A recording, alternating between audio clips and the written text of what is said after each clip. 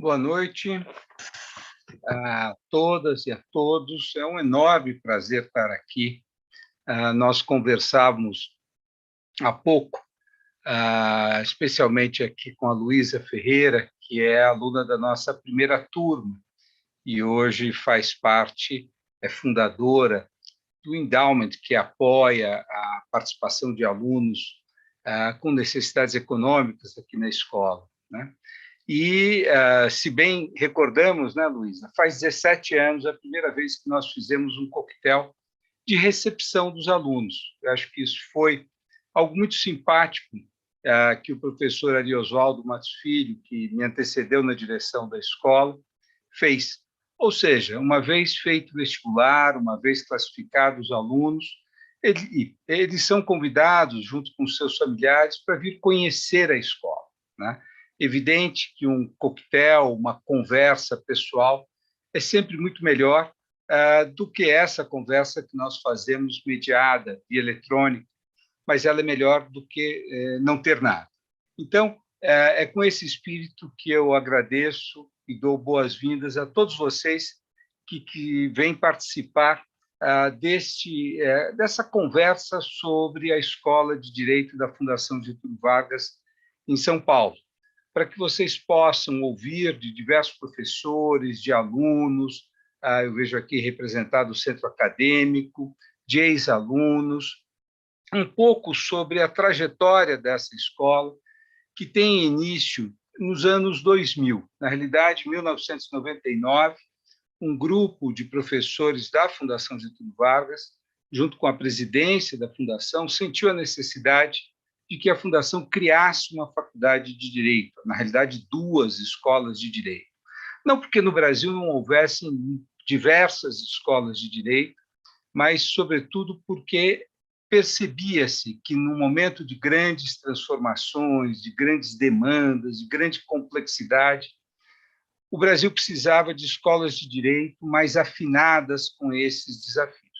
E foi com esse objetivo, então, que nós trabalhamos cerca de 4 anos, 5 anos, para a criação e instalação da Escola de Direito da Fundação Getúlio Vargas.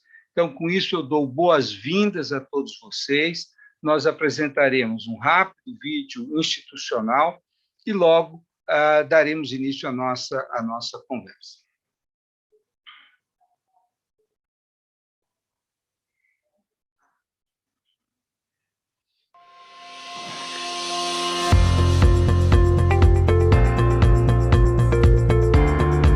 Meus pais, quando eu passei na GV, eles fizeram uma faixa e colocaram na frente da minha casa. E aí, quando eu abri a lista, eu vi lá, procurei meu nome e tinha a posição do lado. Então a gente começou a gritar, pular.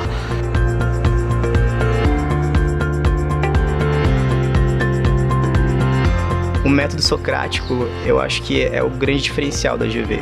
Ou seja, aqui você não vai chegar, sentar na sala de aula e ficar ouvindo o professor falar. Você vai ler um texto antes de vir para a aula, que o professor vai indicar, e você vai construir junto com os outros alunos o conhecimento.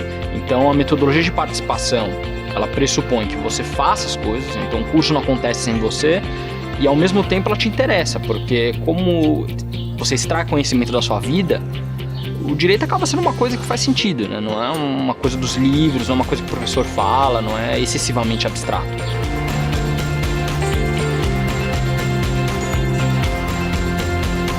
Muitos alunos, eles se engajam em atividades extracurriculares, por exemplo, as competições estudantis que podem acontecer tanto no Brasil quanto fora, em que os alunos de diferentes universidades competem ou em simulações de cortes internacionais ou em negociações entre empresas.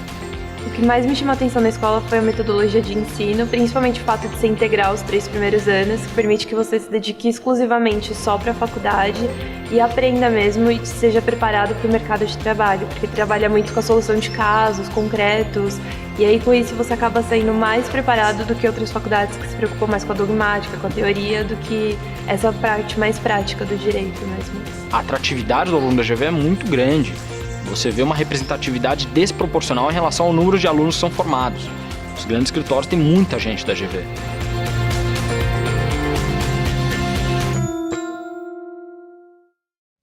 a gente tem alguns focos muito importantes no vestibular. Um deles a gente quer um candidato que saiba muito bem português, que saiba inglês, que tenha conhecimento das matérias que estão relacionadas ao nosso curso de Direito, História, etc., raciocínio lógico e, principalmente, a diferença é o fato de que a gente tem uma atividade no final, que é uma prova, que é um exame oral.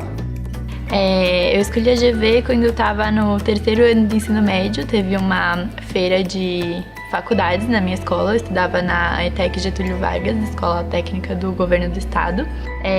Mas eu descobri que tinham as bolsas de estudo.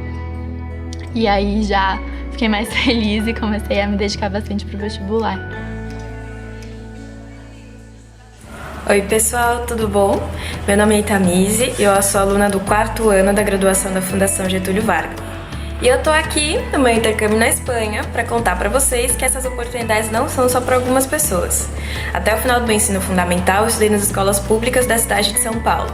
Foi ficando de olho nas oportunidades que apareceram e empenhando muito esforço nisso que hoje eu acompanho o grupo de bolsistas integrais da Fundação.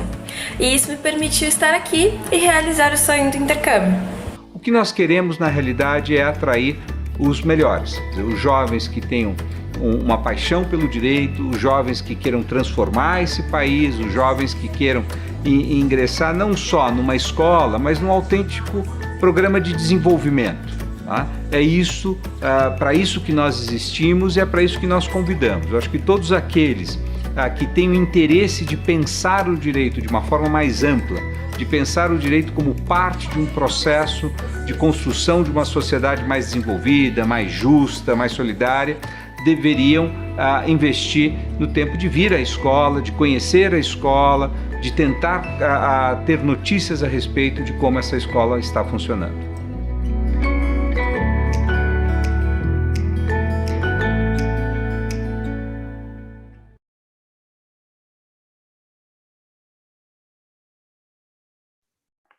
Bom, mais uma vez, boa noite para todas e todos que chegaram agora para essa conversa. Meu nome é Oscar Vilhena Vieira, eu sou professor de Direito Constitucional, de Direito e Desenvolvimento, de Direitos Humanos da Fundação Getúlio Vargas. Atualmente sou diretor da escola e quero agradecer a todos os meus colegas que hoje participam dessa conversa com vocês. Né? A primeira coisa, sem sombra de dúvida, é parabenizá-los. Né? Como vocês, melhor do que ninguém, sabem, o vestibular é um período danado das nossas vidas e o vestibular da Escola de Direito da Fundação Getúlio Vargas, infelizmente, não é diferente. É um vestibular difícil, é um vestibular altamente competitivo. Né? Nós tivemos mais de 3.000 inscritos esse ano, tá? Para um número bastante pequeno de vagas, o que significa que todos vocês que passaram nesse vestibular, em grande medida, já são pessoas muito bem-sucedidas, são pessoas que transcenderam enormes dificuldades para conseguir demonstrar o seu conhecimento. Nós sabemos que o vestibular, de fato, não mensura tudo aquilo que cada um de nós é. Nós somos muito mais do que uma prova. Mas, infelizmente, nós temos mecanismos de classificação e tentamos fazer um vestibular mais razoável possível para que aqueles que, de fato, como o Roberto disse no vídeo, tenham uma afinidade com o direito, tenham uma disposição para estudar direito, possam vir estudar na nossa escola. Então, a primeira coisa é parabéns a todas vocês, a todos vocês, aos pais, aos familiares, que investiram nesse sonho, né, e que hoje estão aqui no umbral de ingressar nessa escola para viver uma experiência que certamente os nossos alunos, ex-alunos, poderão narrar aqui melhor do que eu. Como eu tinha dito inicialmente, essa escola não é uma escola antiga, é uma escola razoavelmente nova. Né? Essa é a 17ª turma que é aprovada no vestibular. Ela é uma escola que foi criada quando existiam no Brasil já centenas de escolas de direito. O Brasil, aliás, é um dos países onde há mais escolas de direito. mas ela, desde a sua origem, se colocou como uma escola diferenciada. Não porque ela seja melhor ou pior que as outras, mas porque ela havia uma necessidade de formação de um tipo distinto de profissional do direito, que, ao nosso ver, as escolas mais tradicionais não estavam preenchendo, né?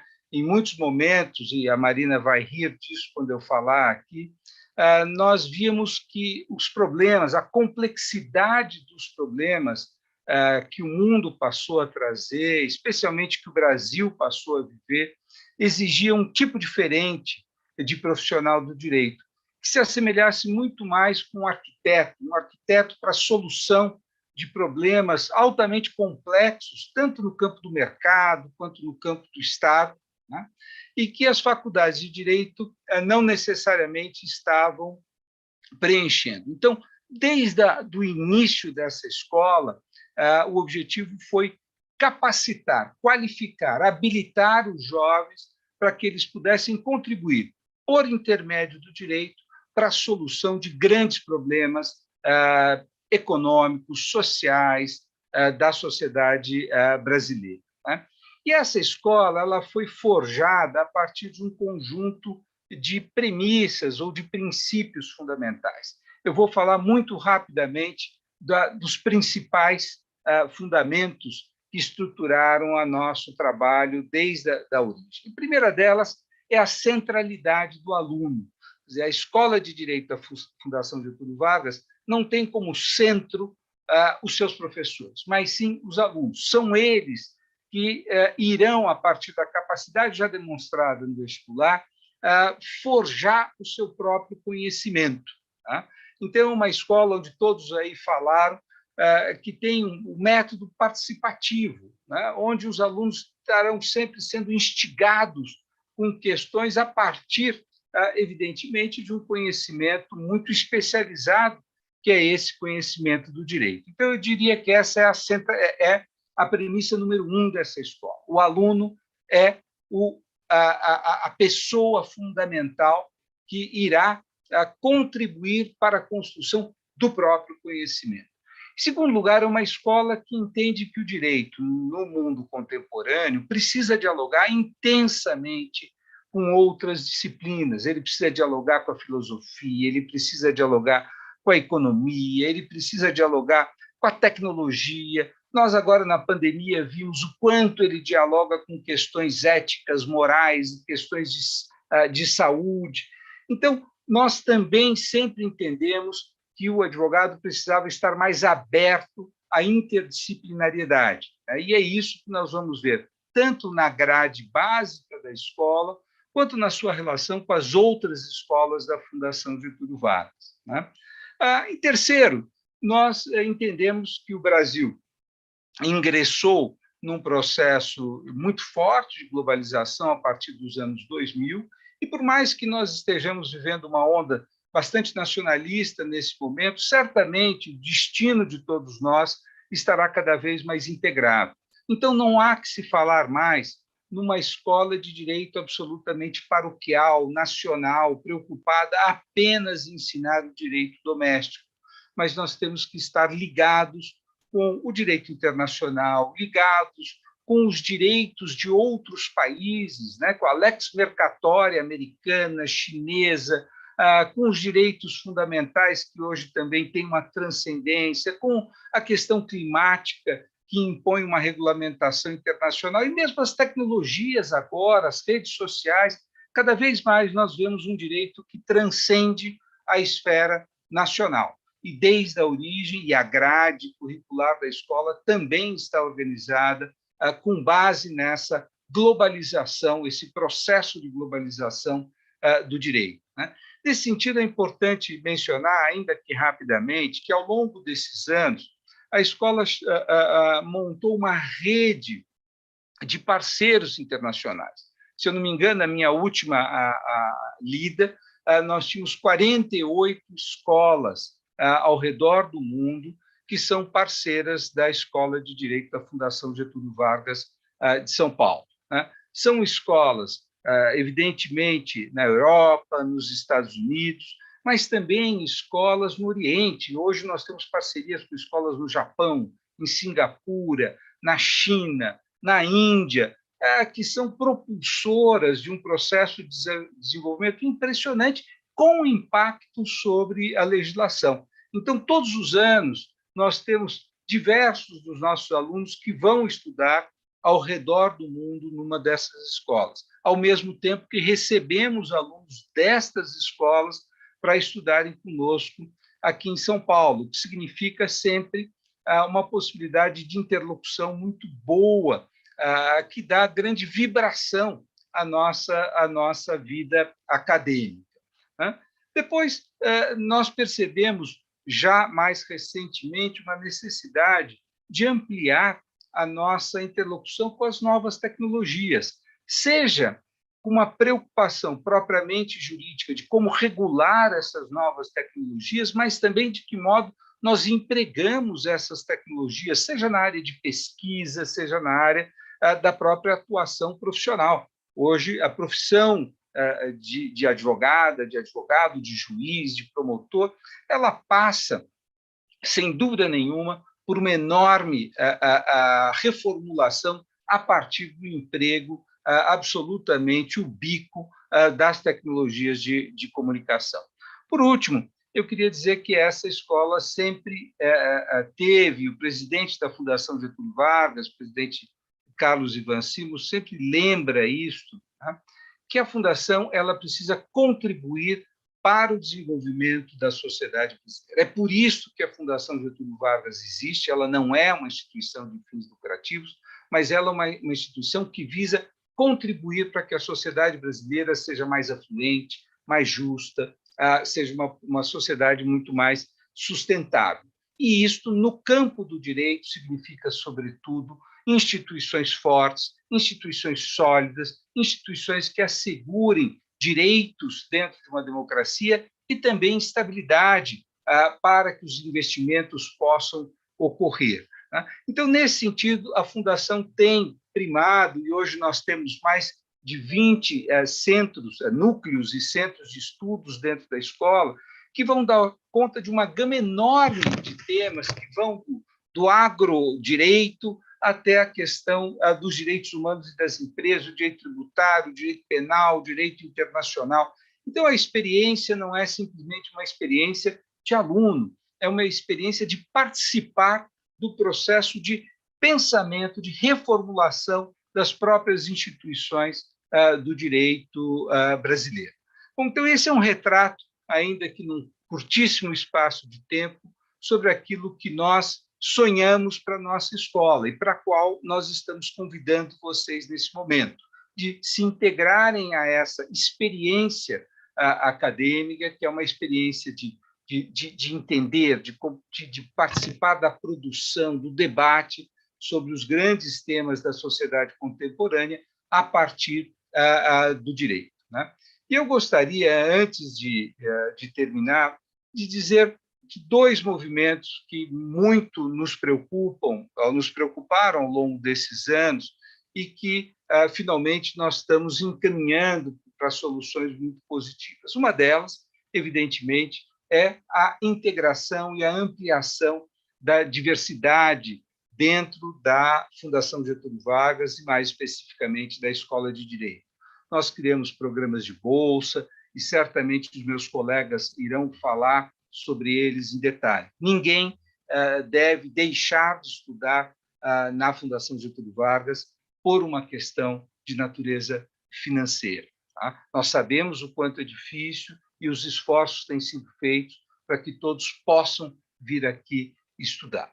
Uma segunda coisa era, muito embora nós tenhamos visto esse prédio muito simpático na Rua Rocha, que é uma rua adorável, que nós aprendemos a conviver e a amá-la com todas os seus pontos, etc., mas um prédio que se tornava cada vez menor, mas também um prédio que não permitia uma integração, vamos dizer, mais ampla com as outras escolas de direito.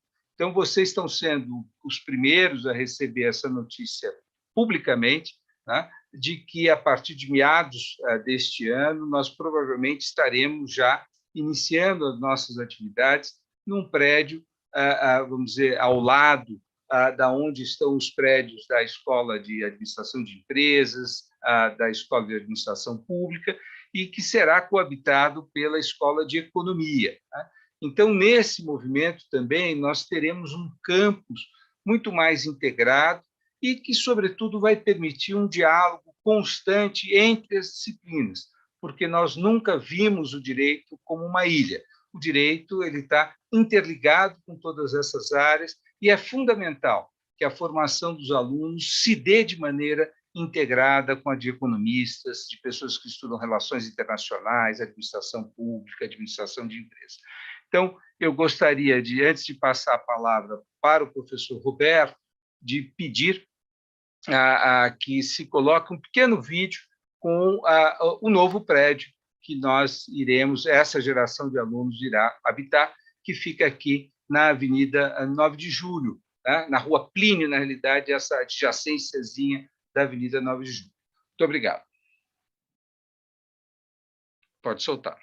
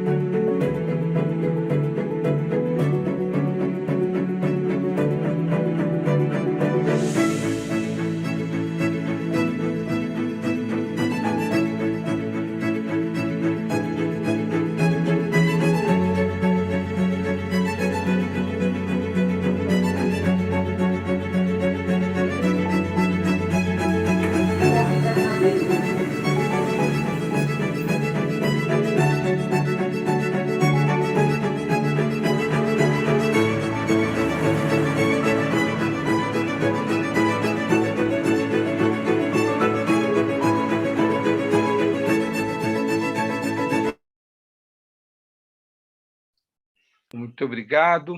Eu passo a palavra, então, ao professor Roberto Dias, que é coordenador da graduação em Direito da nossa escola.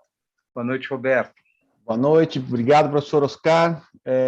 Bom, vocês viram que estamos de casa nova, né? É uma alegria para todo mundo pensar que a gente vai para um prédio muito interessante, muito legal, que vai atender todas as nossas necessidades, vão estar num lugar ainda mais interessante do que a gente sempre teve, apesar de todo o gosto que a gente tem pela Rua Rocha, que o Oscar bem falou, né? Eu lembro que a primeira vez, né, Oscar, quando eu comentei com os alunos do centro acadêmico, tempos atrás, que havia a possibilidade da gente mudar de prédio, e achando que eles iam ficar animadíssimos, né?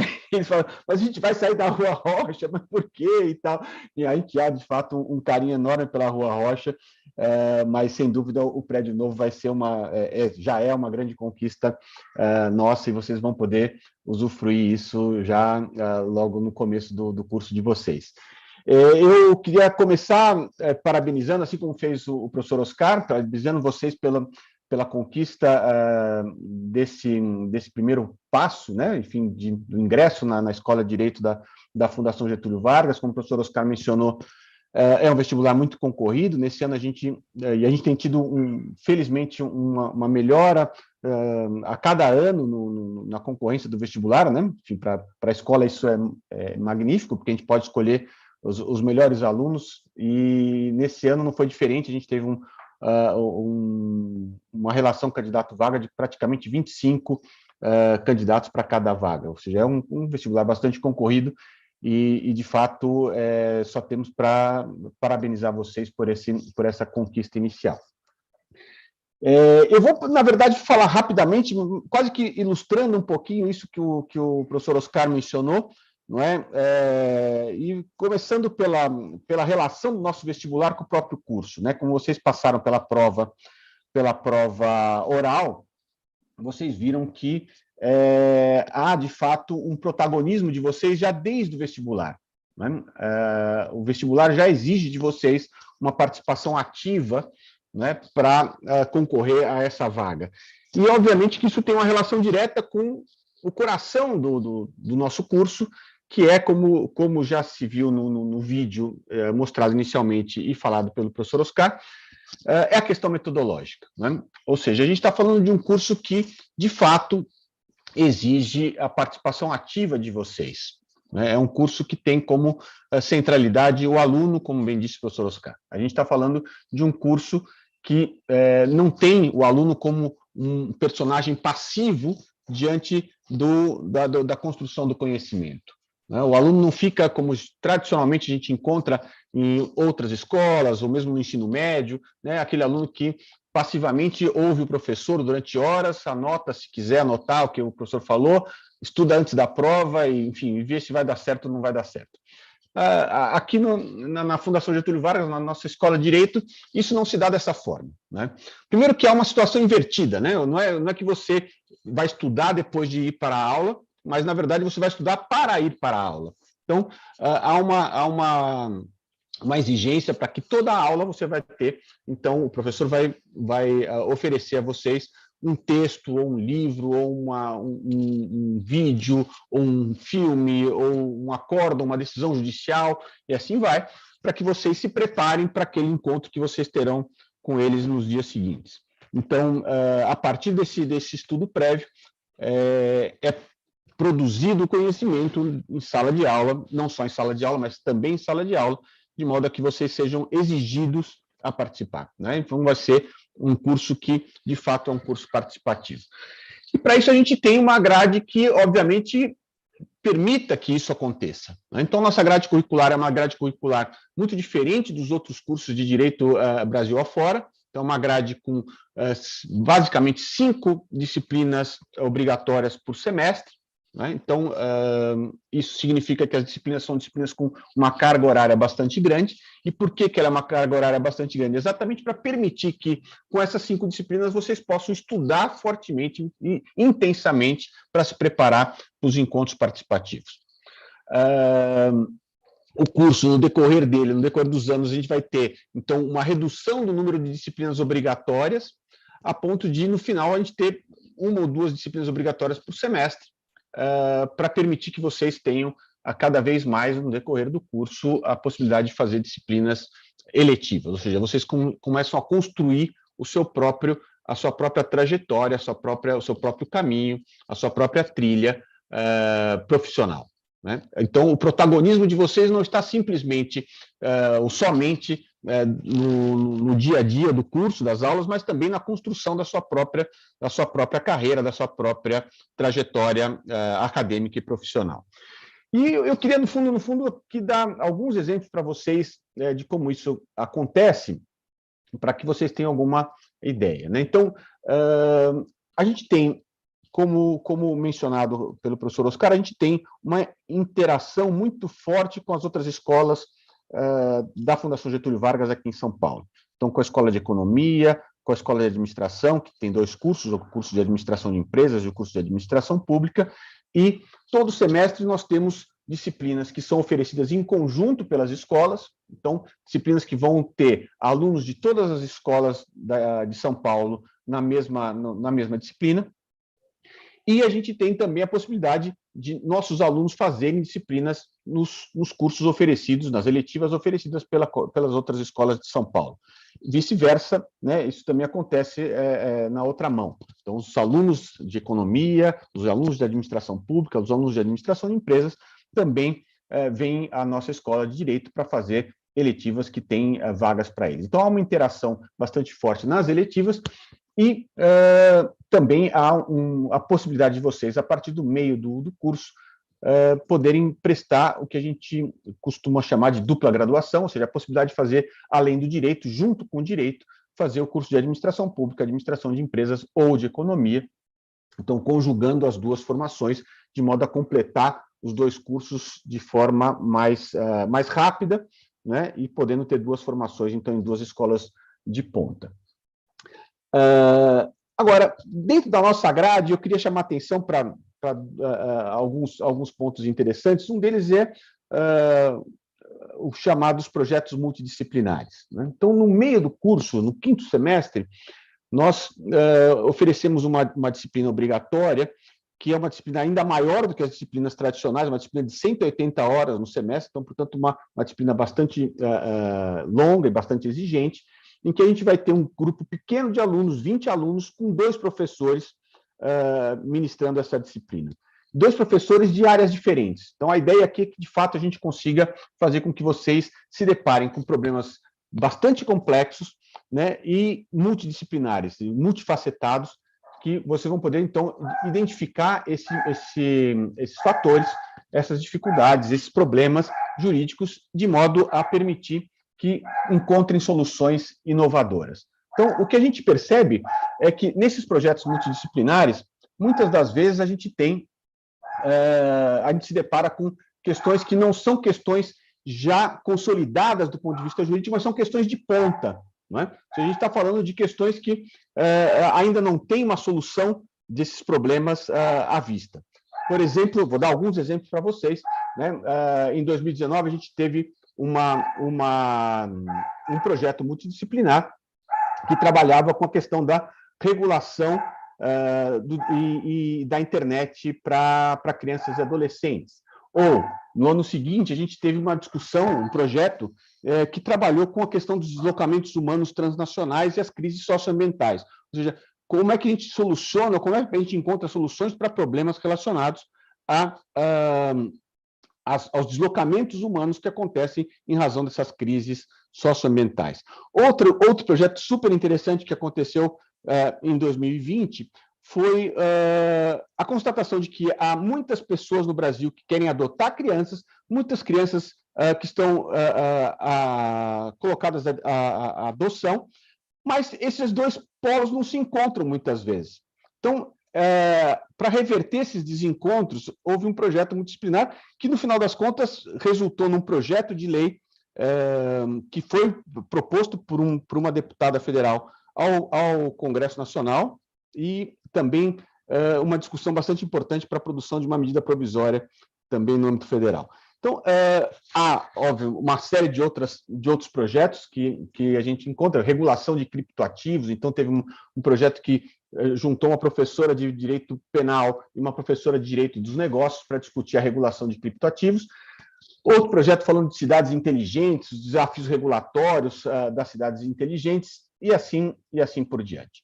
Além disso, a cada semestre a gente tem uma semana que a gente para fazer uma imersão. Então, são oferecidos cursos em que os professores se propõem a oferecer uma discussão de um problema complexo, mas que possa permitir que os alunos ingressem nesse tema e discutam esse tema e pensem em soluções jurídicas para esse tema numa única semana. Então, uma semana bastante carregada de trabalho, mas que discute os temas mais interessantes. Então, desde programas de parcerias e concessões, até questões ligadas à regulação educacional no Brasil, discurso do ódio e crimes praticados por meio de palavras, e assim por diante. Enfim, a gente tem, então, uma série de atividades que revelam, de fato, que a nossa questão central é pensar vocês como protagonistas do conhecimento, da construção do conhecimento e da solução desses problemas complexos com os quais nós nos deparamos no dia a dia da profissão jurídica, né? A flexibilidade dessa grade também se dá com a criação de grupos de estudo, com as competições internacionais, que no vídeo, logo no início, a professora Cássia comentou. Então, há uma série de competições que os alunos participam, e a gente tem a felicidade de ver enormes resultados super animadores, não é, nessas competições.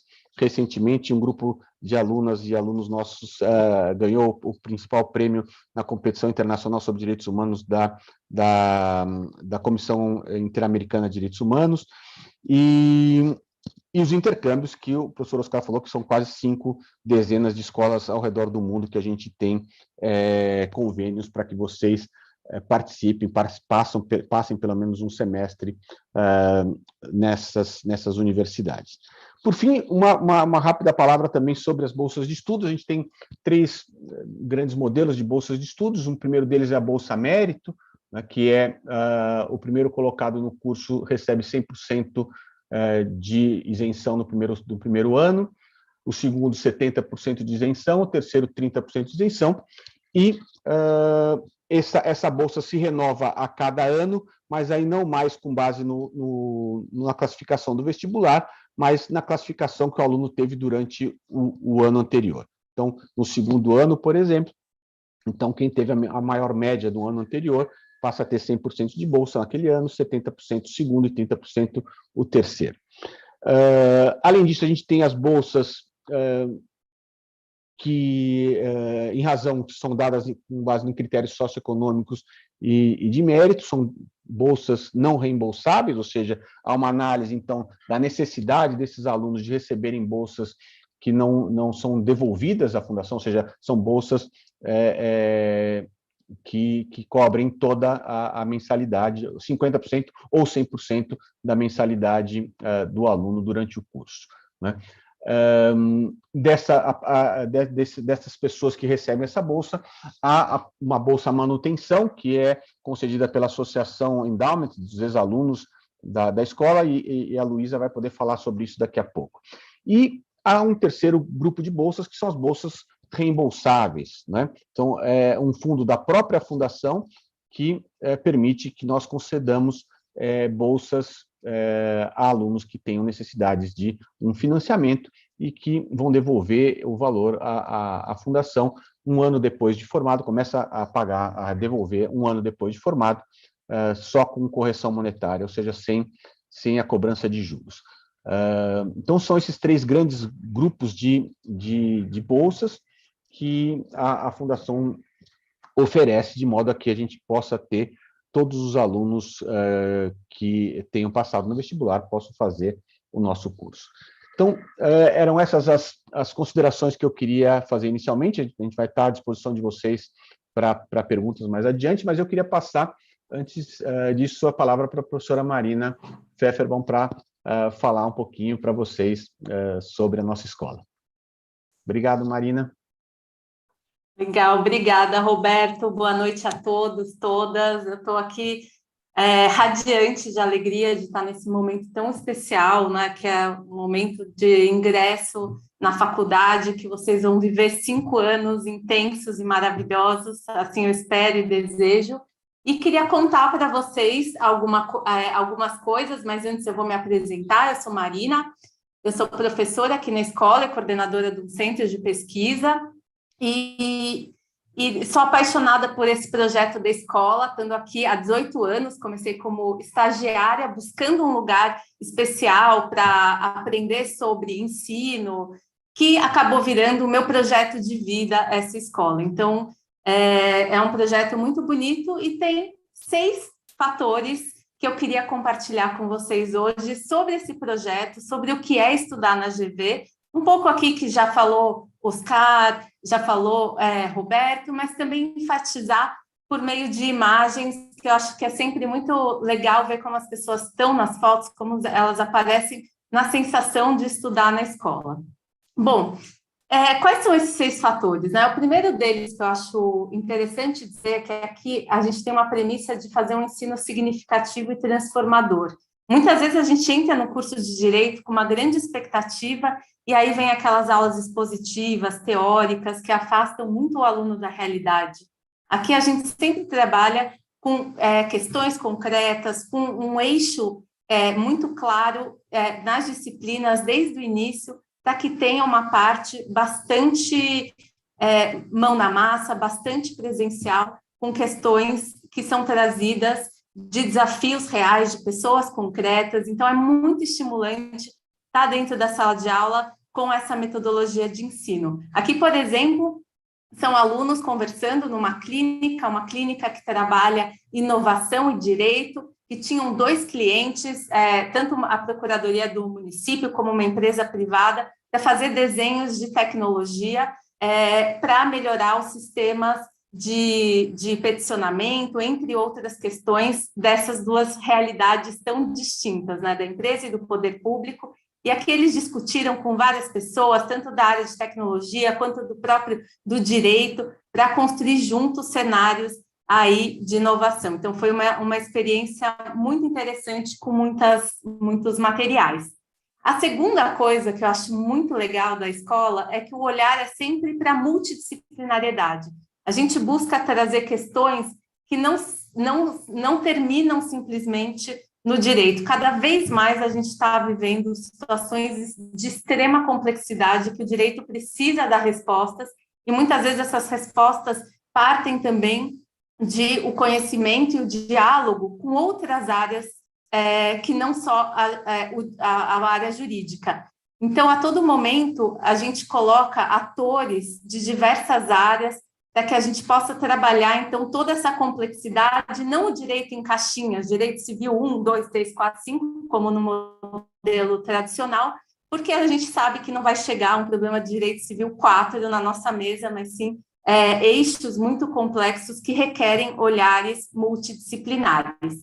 Aqui, por exemplo, 2 desafios muito interessantes que a gente teve nos projetos, que o Roberto já tinha dito, mas um projeto que a gente deu em parceria com a Casper Libero para discutir plataformas digitais e como regular isso para crianças e adolescentes. Então, tinha vários atores, várias vozes, como NIC, como Google, como Facebook, como Instituto Alana também, para entender a complexidade e a dimensão desse problema, e os alunos ofereceram, então, possíveis soluções jurídicas de regulação para essas plataformas digitais. Outro ponto fundamental são as soft skills, colaboração e cocriação para disciplinas. A gente sempre trabalha muito em equipe, trabalha nesse diálogo com diversas áreas, mas tendo sempre o aluno como protagonista desse ensino e aprendizagem, porque no fim do dia o aprender a aprender é algo fundamental nessa escola, já que a gente está passando por tantas e tantas transformações digitais. E aí eu não podia deixar de mostrar algumas questões que a gente trabalhou na própria pandemia, né, com muita tecnologia, muitos recursos, trazendo questões também para dentro da sala de aula, como criatividade, comunicação, consciência de si, consciência social, que também transbordam apenas as hard skills, que são fundamentais, claro, para o ensino do direito, mas também olhar para as soft skills como algo muito importante para que a gente possa trocar entre todos os colegas, já que a gente aprende com outros, a gente aprende a todo momento aí dessa troca, olhando para o indivíduo e para aquele grupo que ele está coordenando em sala de aula junto com o professor. Então, essas trocas são muito, muito constantes. O quarto ponto que eu queria contar para vocês é que a gente olha muito a questão das mudanças das profissões jurídicas, não só por meio de pesquisa, mas também por muita inovação trazida no nosso currículo. Só um exemplo dessa inovação que a gente traz, a gente tem muitas aulas que são voltadas a discutir, então, como que a gente pode trabalhar, por exemplo, a linguagem de ciência de dados no direito. Então, olhar para isso. Aqui foi um laboratório em que os alunos automatizaram documentos jurídicos, e para automatizar documentos jurídicos precisa entender, aprender um pouco de programação, mas principalmente de lógica jurídica, e esse foi um exercício muito bacana, que os alunos ficaram muito satisfeitos em poder oferecer isso para a comunidade depois de uma forma gratuita. Então, aqui são os alunos nesse desafio de programar, que é um desafio árduo, mas que no final o que foi realmente interessante foi como eles desenvolveram um trabalho em equipe para conseguir enfrentar, então, essa programação e os aspectos jurídicos que envolveram. E aí eles apresentaram para a comunidade, muito orgulhosos do seu produto.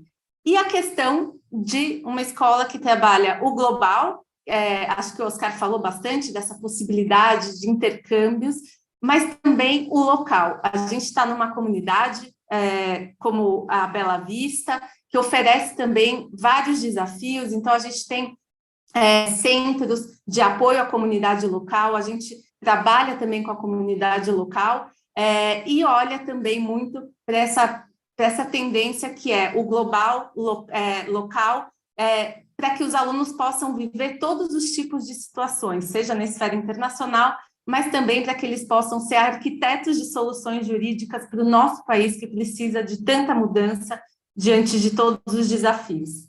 E o último, não menos importante, ao contrário, fundamental nos nossos valores, é a questão de inclusão e diversidade, que já foi tocado aqui por todos, mas principalmente a Luísa vai conversar mais a fundo sobre isso, mas é trazer não só a diversidade e o diálogo para dentro da sala de aula, mas também para várias das nossas atitudes que a gente faz no dia a dia, como desde colocar vozes diferentes quando a gente traz um parceiro, colocar pessoas diferentes de lugares de falas distintos para dentro da sala de aula, para que a gente possa, então, sair de qualquer tipo de polarização existente para realmente abrir para um diálogo que possa levar a sério as questões de inclusão e diversidade. Então, todas essas agendas são fundamentais para o nosso dia a dia, e aí eu queria também compartilhar aqui, durante esses últimos anos, né, da pandemia principalmente, a gente tem feito um esforço muito grande de formação de professores, para que a gente possa sempre estar alinhado, né, com materiais, com o movimento de como engajar, né, nesse momento difícil que a gente está, e isso não só para a nossa escola, mas também para todo o Brasil. E, por fim, eu não podia deixar de celebrar com vocês todos e todas essa grande conquista de ter ingressado nesse vestibular concorridíssimo, e eu desejo que vocês sejam muito, muito felizes na escola, e eu estou à disposição, se ficou qualquer dúvida, e para recepcioná-los aqui com muita alegria quando for conhecê-los, tá bom? Obrigada, e agora eu vou passar a palavra para o meu colega André, que vai contar também sobre 6 questionamentos importantes para os estudantes de Direito. Obrigado, Marina, pela gentileza de me passar a palavra. Eu queria também fazer como todas e todos que me sucederam, parabenizar vocês, a todas e todos, por terem vencido uma etapa dessa trajetória de formação, né? E também compartilhar aqui da minha alegria de poder, ainda que virtualmente, começar a conhecê-los, né? Imagino que depois a gente já vai ter uma sessão de questões e a gente vai poder ter um contato inicial, como se o professor Oscar, infelizmente, ainda mediado por tecnologia, mas esperando que esse ano de 2022 seja um ano que nos permita ter contatos mais próximos e, portanto, ainda mais relevantes, né? Viemos fazendo todo o esforço para manter a escola funcionando diante dos nossos princípios metodológicos, acho que estamos sendo bem-sucedidos.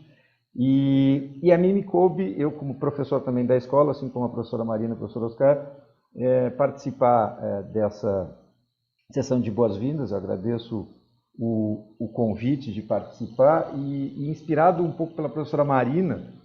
Eu sou professor de Direito Privado, uma instituição que é talvez tão antiga quanto o próprio direito, depois a gente pode conversar sobre isso, e inspirado pela professora Marina, que fez uma apresentação sobre os 6 fatores importantes sobre estudar na FGV, eu vou tentar, em alguns minutos, nos 60 minutos que me foram reservados, não, brincadeira, 10 minutos que me foram reservados, e inspirado na apresentação da professora Marina e num livro de um autor italiano chamado Italo Calvino, que se intitula 6 Propostas para o Próximo Milênio, um livro que é resultado de palestras que ele pretenderia apresentar numa lecture em Harvard sobre poesia, escrita em 85, vou apresentar a vocês 6 questões para uma jurista ou um jurista deste milênio, de alguma forma reforçando essa ideia do protagonismo e da problematização como um elemento central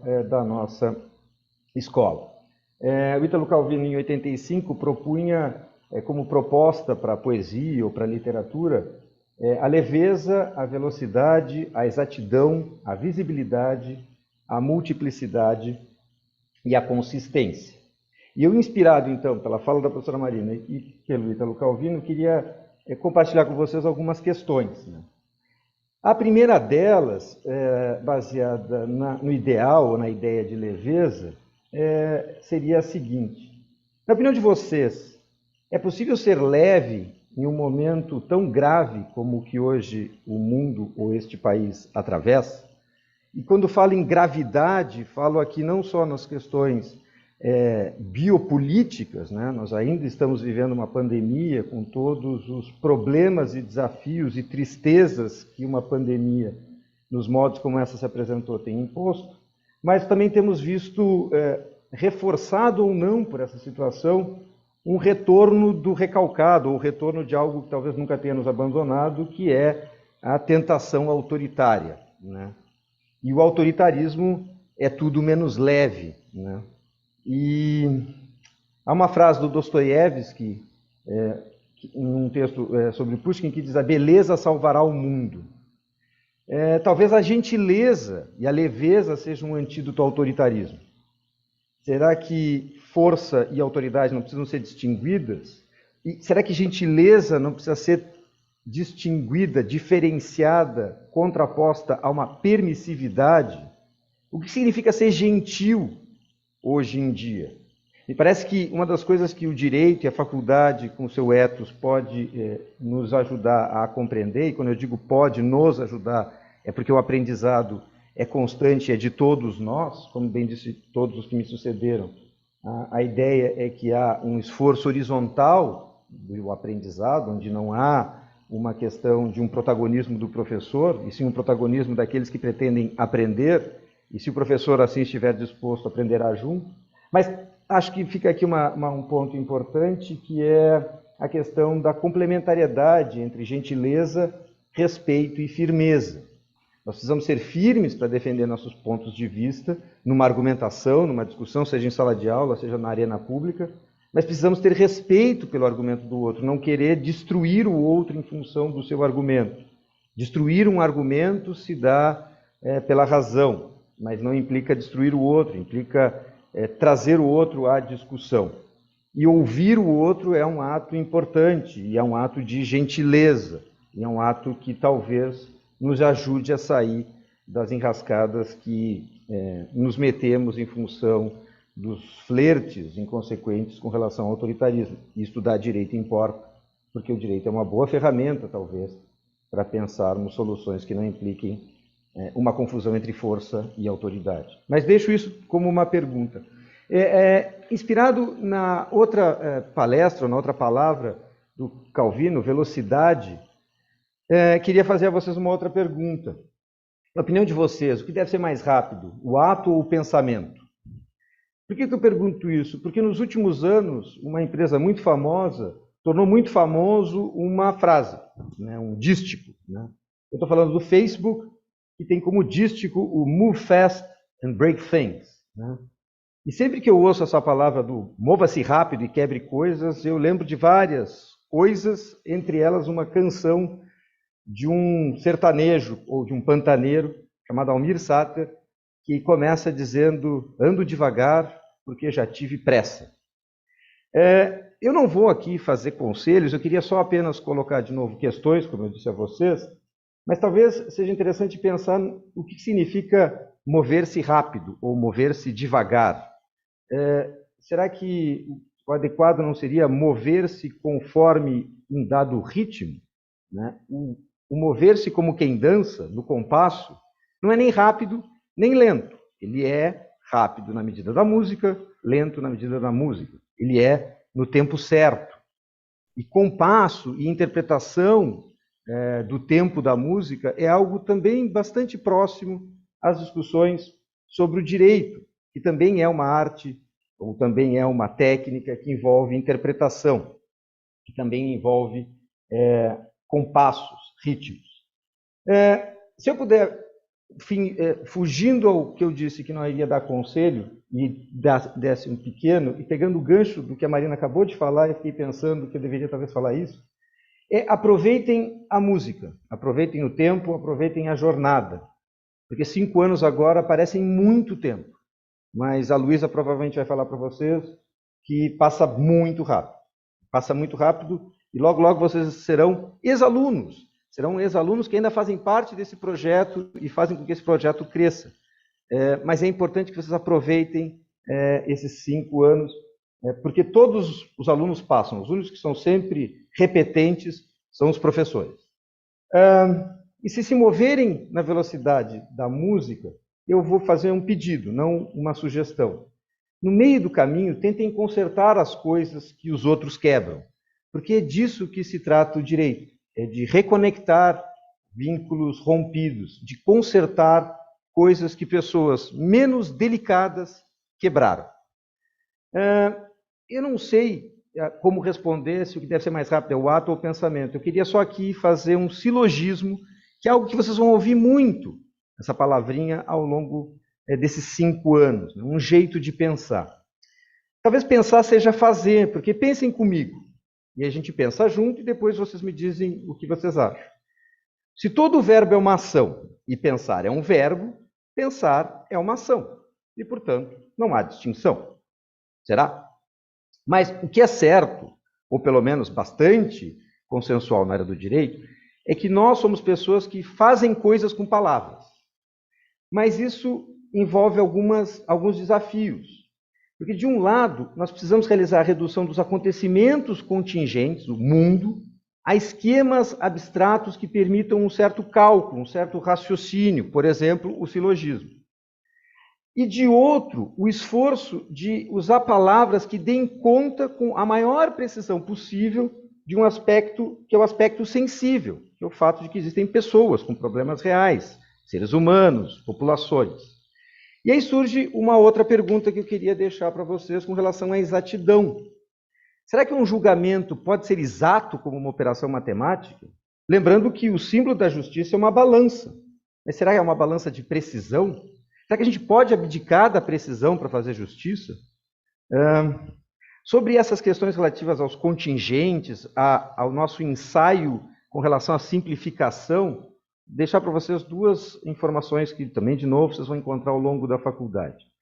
Sobre a redução dos acontecimentos contingentes, vocês vão muito ouvir falar, talvez inclusive no primeiro ano, do famoso caso dos exploradores das cavernas, que é um caso no qual não há personagens, há apenas uma situação na qual pessoas, por algum motivo, têm de comer uma pessoa para sobreviver.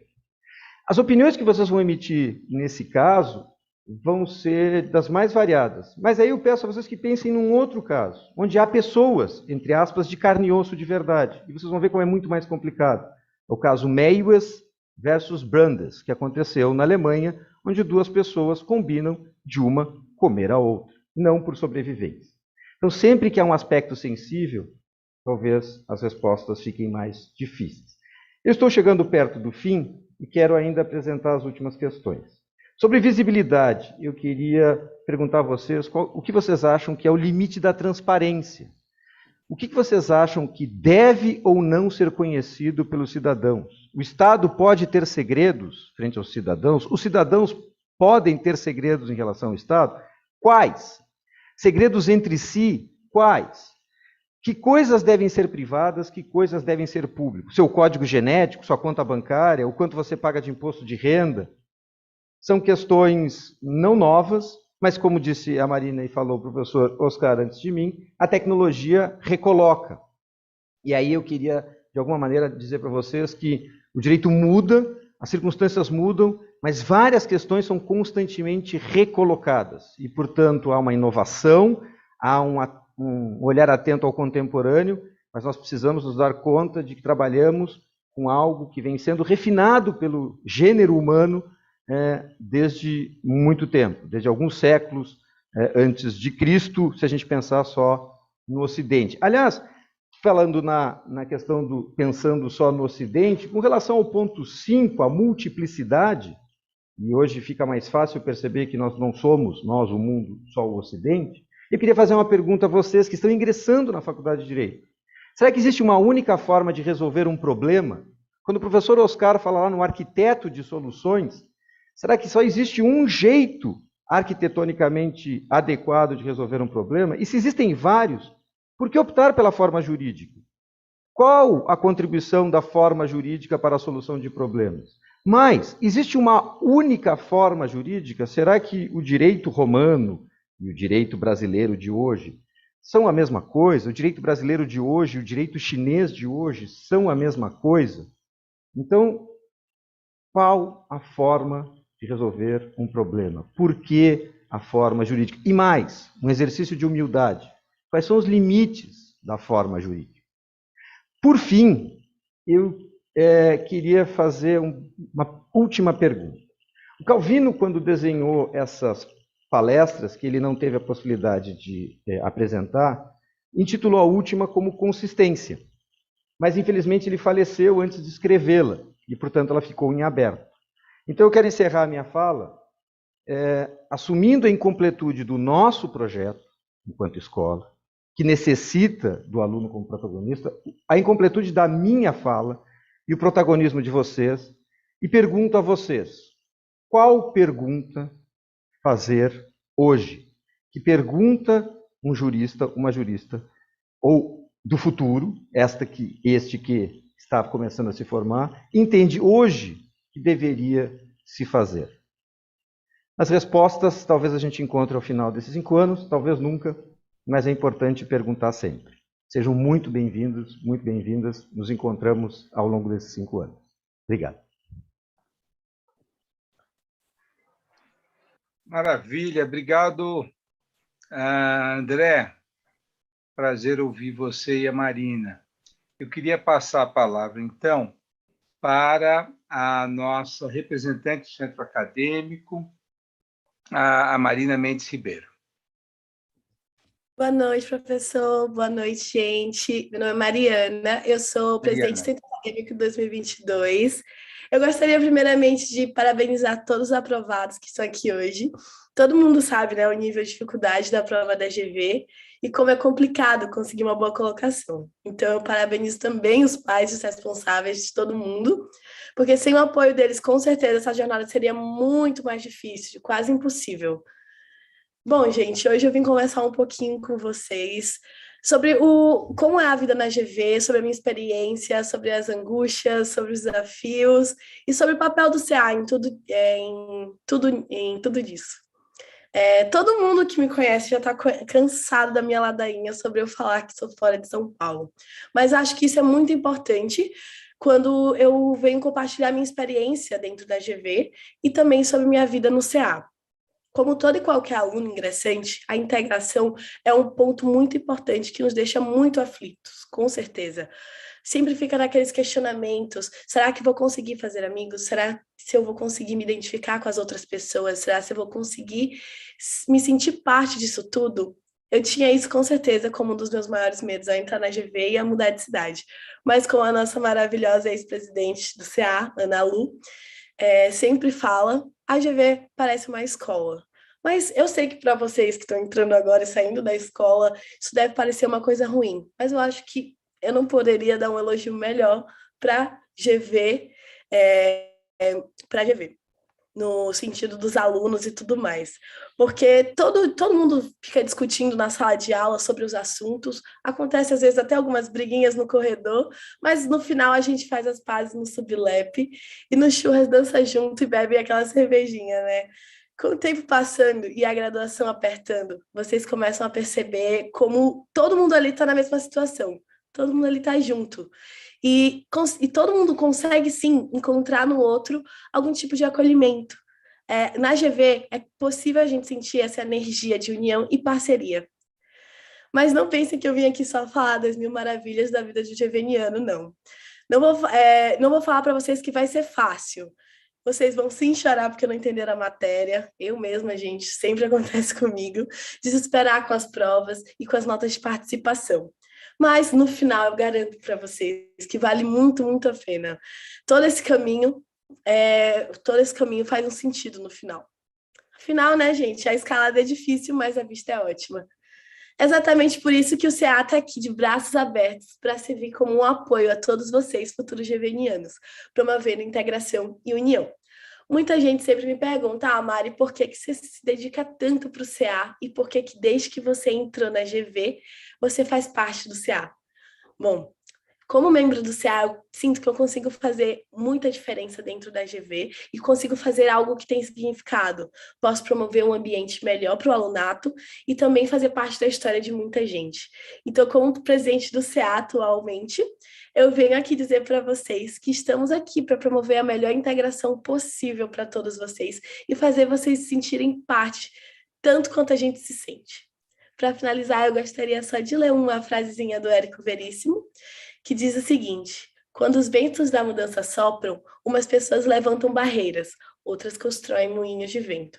Então eu espero de verdade que nesse novo ciclo de vocês, marcado pela mudança e pela transformação, vocês consigam se estabelecer e construir moinhos de vento nesses 5 anos. Muito obrigada, e eu fiz um discurso um pouco mais curto que os professores, que eu queria realmente frisar isso da integração, mas muito obrigada e sejam bem-vindos à GV. Qualquer coisa, chamem a gente no nosso Insta, CA Direito GV, se quiserem conversar ou tirar algumas dúvidas mais pontuais, e também já sinalizem para a gente que vocês são bichos, para a gente já colocar vocês no grupo e começar a nossa integração, gente. Parabéns a todos.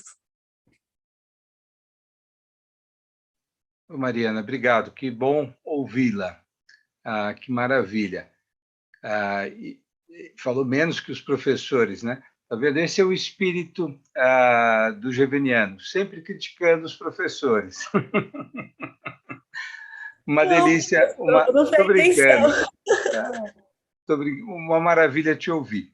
Eu vou passar a palavra, então, para a Luísa Ferreira, que é aluna da nossa primeira turma, e que tem sido uma parceira incrível da escola, e com alguns outros professores e colegas dela, teve a ideia genial de criar um fundo privado voltado a contribuir para a ampliação da diversidade e da inclusão na escola de Direito. Então, Luísa, a palavra é sua.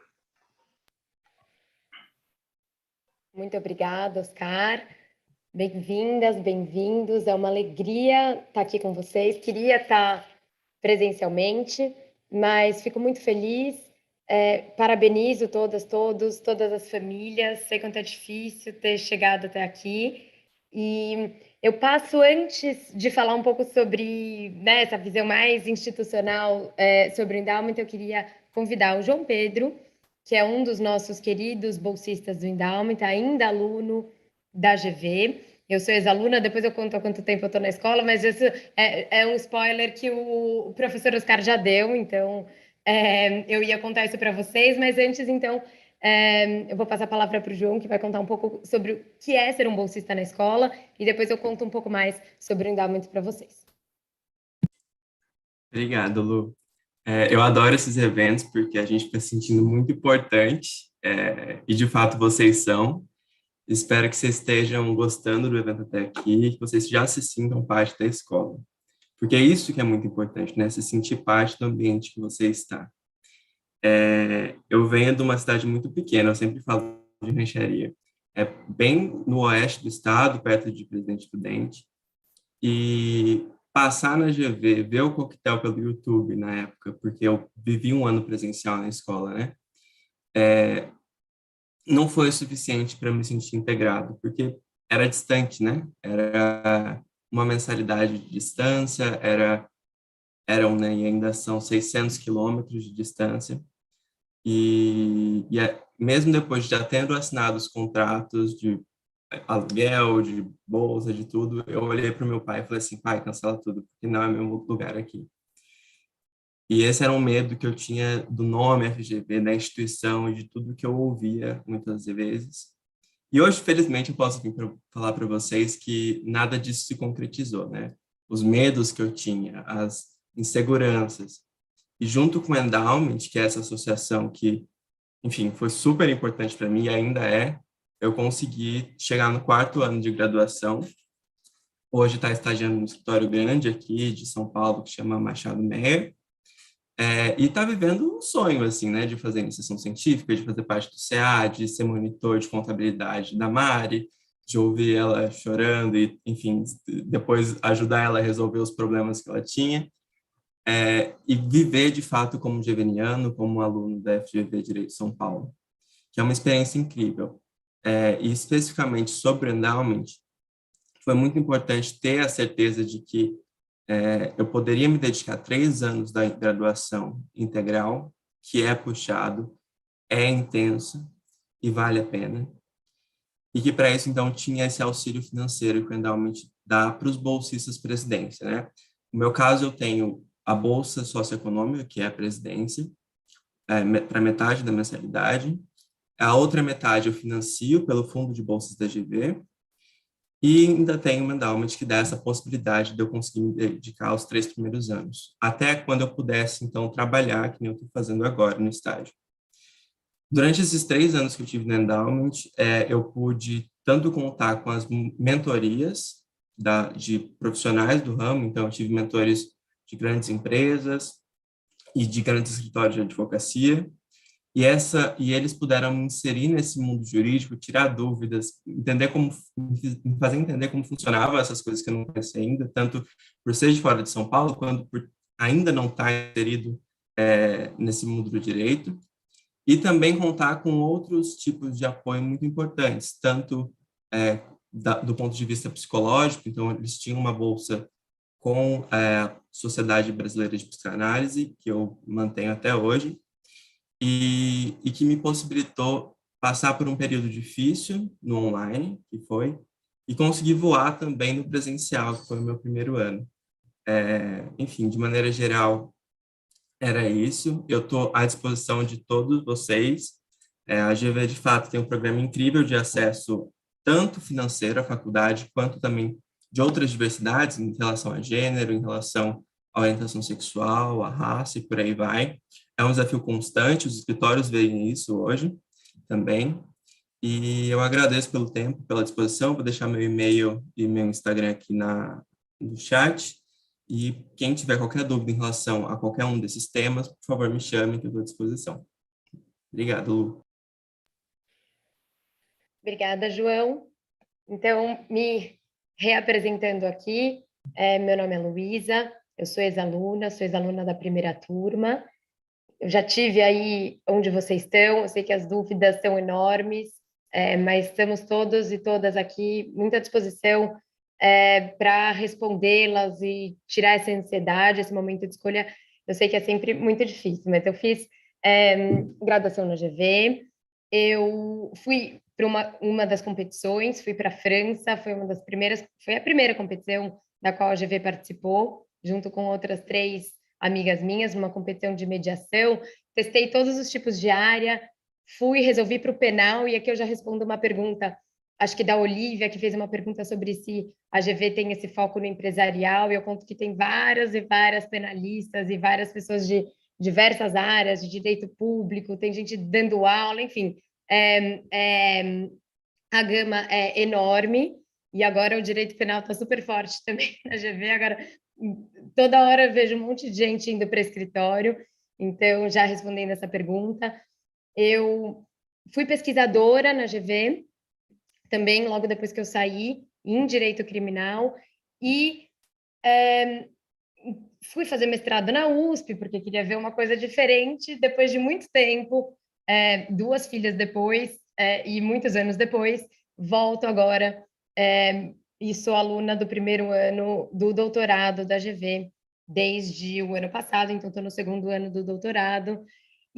Toda essa introdução, eu sei, primeiro porque eu sei que a gente sempre quer saber o que os ex-alunos estão fazendo, mas muito mais para vocês saberem a paixão que eu tenho por essa escola, e o porquê que eu e outro ex-aluno que era o meu colega da primeira turma da GV, o professor Eriosvaldo, e a minha mãe, e alguns outros professores e outras pessoas da comunidade da GV, decidimos, então, criar essa associação, que é o Endowment Direito GV, para conseguir ampliar a diversidade dentro da GV. Sempre achei a formação perfeita, adorei fazer a graduação, por isso que eu nunca saí da GV, mas sentia que fazia diferença, fazia muita falta esses tipos de iniciativa, esses tipos de bolsa. Então, esse grupo pequeno, que depois virou um grupo grande, decidiu formar essa associação. Nós pedimos financiamentos, vários escritórios, vários professores, vários ex-alunos são nossos doadores, e com isso a gente constituiu um fundo para financiar bolsas manutenção. Ao mesmo tempo, a Fundação Getúlio Vargas fez as bolsas presidência. Então, hoje a gente tem 10 bolsas presidência, que são as bolsas de isenção da mensalidade, para 10 alunos que não possam custear a mensalidade, e desses 10 alunos que não podem custear a mensalidade, a gente ainda faz uma análise socioeconômica e também racial, porque a gente tem bolsas exclusivas para alunas e alunos negros, indígenas, para conceder essa bolsa, que é a bolsa manutenção. Ela é não restituível, é uma bolsa de aproximadamente R$ 1.165 por mês, durante os 3 primeiros anos da graduação, para que as alunas e alunos que, além da isenção de mensalidade, também precisam se manter, precisam pagar aluguel, eventualmente, custear os livros, participar de todos os eventos, participar dos encontros, transporte. Então, a gente faz essa análise e concede bolsas para dentro desses alunos da presidência para quem ainda precisar da bolsa manutenção. Essa bolsa, ela dura os 3 primeiros anos, porque depois, no 4º, 5º ano, eventualmente, as pessoas vão trabalhar, como nosso querido João, que já está num grande escritório, Machado Meyer, não precisa mais da nossa bolsa e daqui a pouco já vai ser sócio e nosso grande doador do endowment em algum momento. Então, a gente, com o tempo, também foi percebendo que, para além da bolsa, era importante, outras iniciativas eram importantes, como auxílio psicológico, então, nossos bolsistas que, eventualmente, precisem de algum tipo de terapia e etc., queiram fazer terapia ou psicanálise, possam fazê-lo. A gente tem a Bolsa Intercâmbio para os alunos e bolsistas que precisam fazer intercâmbio, querem fazer intercâmbio, a gente também ajuda nisso.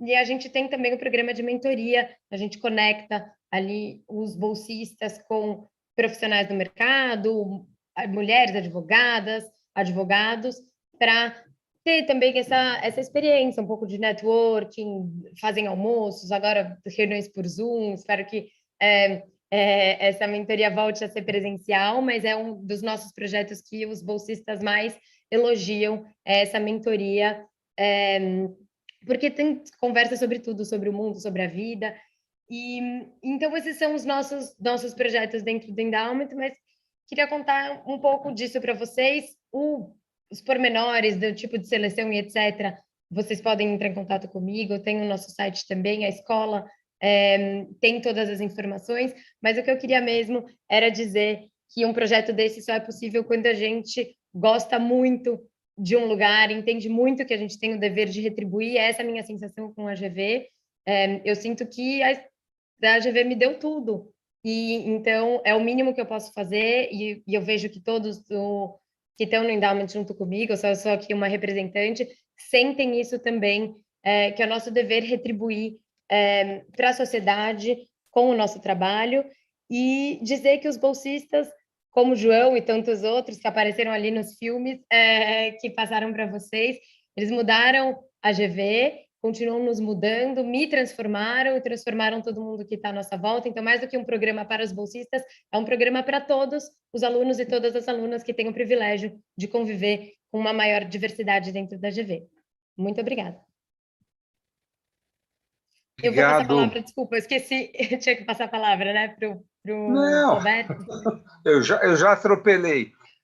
Muito obrigado, João Pedro, ótimo ouvi-lo. E, Luísa, olha, tenha certeza que nós recebemos muito mais de você do que a escola foi capaz de lhe atribuir, né?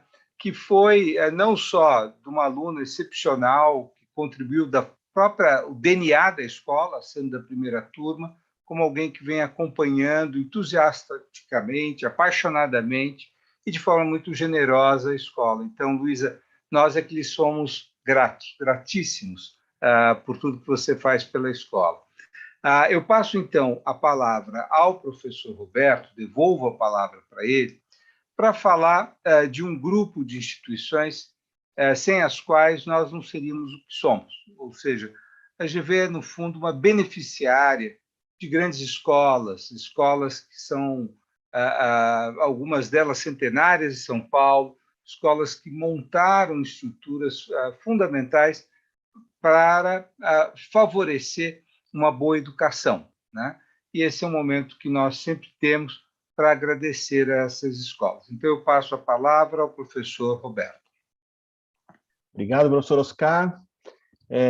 Reitero, então, as suas palavras, para dizer que sempre nesse momento a gente faz essa homenagem, é uma grande alegria homenagear não só as escolas, mas também os cursinhos que têm preparado tão bem os alunos para a vida acadêmica. Mas eu quero começar parabenizando e homenageando o primeiro colocado no vestibular, no nosso vestibular, que foi o João Pedro Ignatius Couceiro. Então, parabéns, João Pedro, pela colocação em primeiro lugar no nosso vestibular. Espero ver você pessoalmente muito em breve.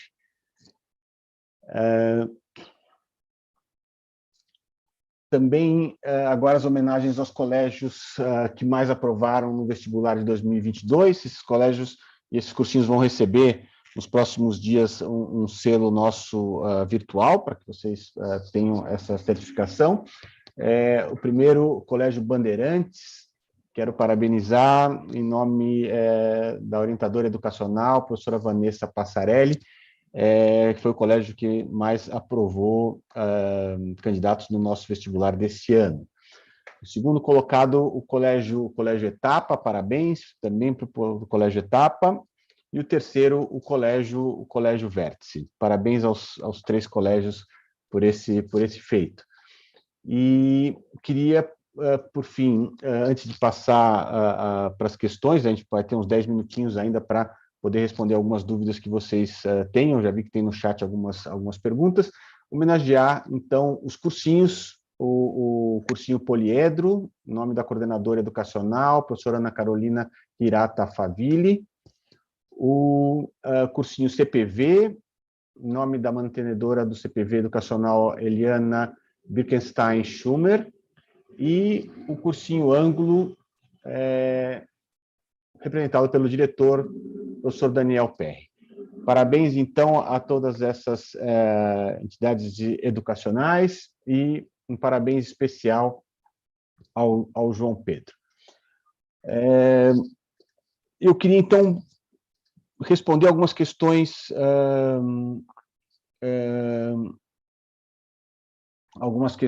que estão aqui no chat, se vocês me permitirem. Oscar também fique à vontade para responder. Uma das primeiras perguntas, a Luísa já respondeu, então não vou voltar, sobre a questão de ser uma escola focada no direito empresarial. A história dela já mostra que o leque é muito mais amplo do que isso, né? Tem alunos nossos em todas as áreas do direito. Nossa escola forma não só pessoas para a área do direito de negócios, mas para todas as outras áreas e para todos os outros caminhos que queiram percorrer no campo do direito. As aulas começarão na modalidade presencial, sim, está tudo programado para começar na modalidade presencial.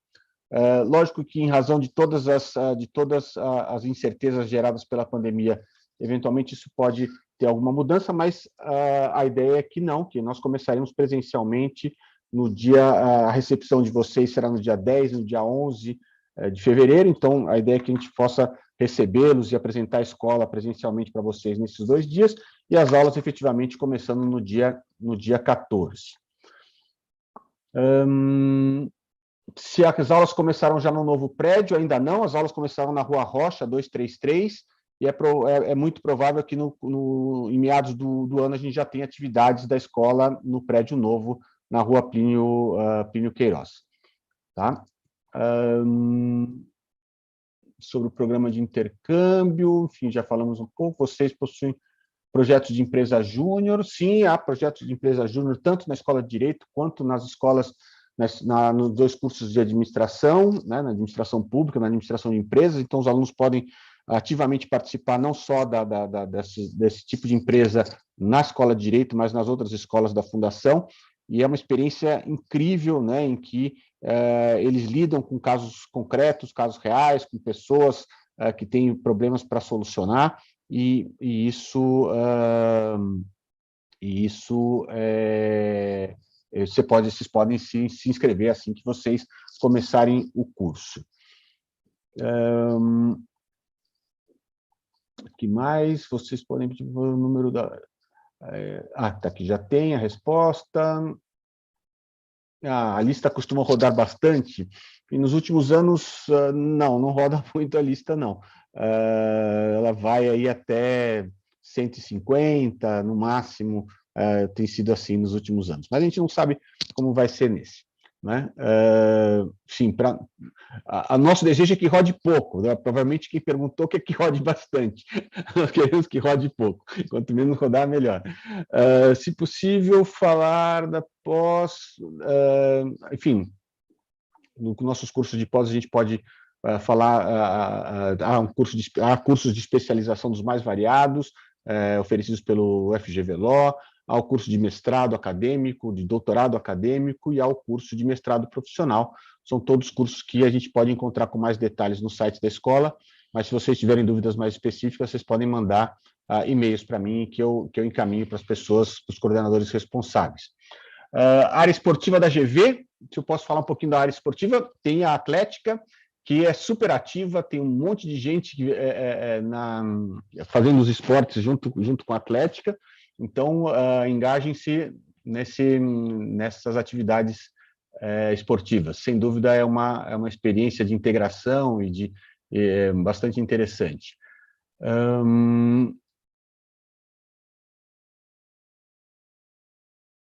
Se a gente pode disponibilizar as grades de eletivas, elas variam todo semestre, então as eletivas são móveis, ou seja, não há sempre a mesma eletiva. Enfim, há algumas eletivas, obviamente, que são reapresentadas, dependendo da procura, e da necessidade que a própria escola vê de reapresentá-las, mas elas são pensadas semestre a semestre. Então, não há uma grade fixa de eletivas, até porque a gente vai analisar as demandas dos alunos, os interesses e as pesquisas dos professores, as questões mais complexas e interessantes que estão surgindo no momento. Então, as eletivas variam de semestre a semestre.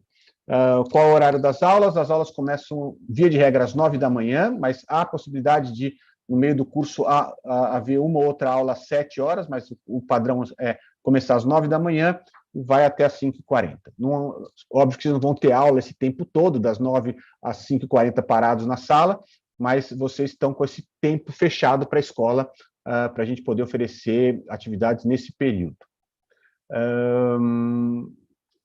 Sobre feira de estágios, tem uma feira de estágio magnífica, todo final de terceiro ano, os escritórios, as empresas vão à escola para poder oferecer e se apresentar para vocês, alunos, e a gente tem tido uma procura enorme desse mercado para que ofereça as vagas para vocês. Para vocês terem uma ideia, da última vez que a gente fez um levantamento, cada aluno nosso teve oferta de 6 empregos, ou 6 estágios, na verdade.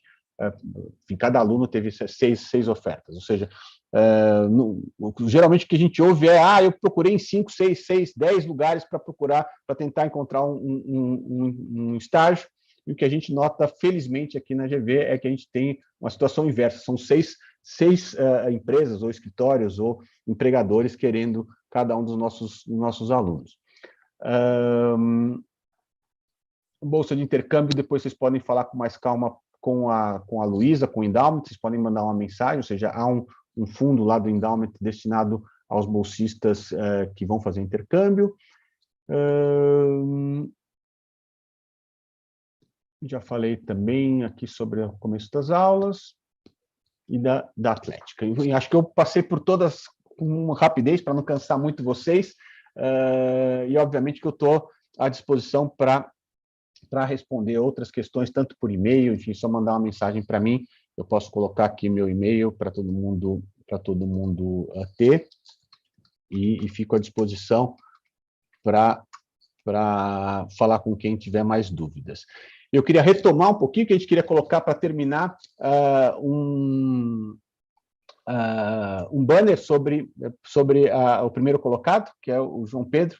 Então, pessoal, coloquem aí a placa do homenageado.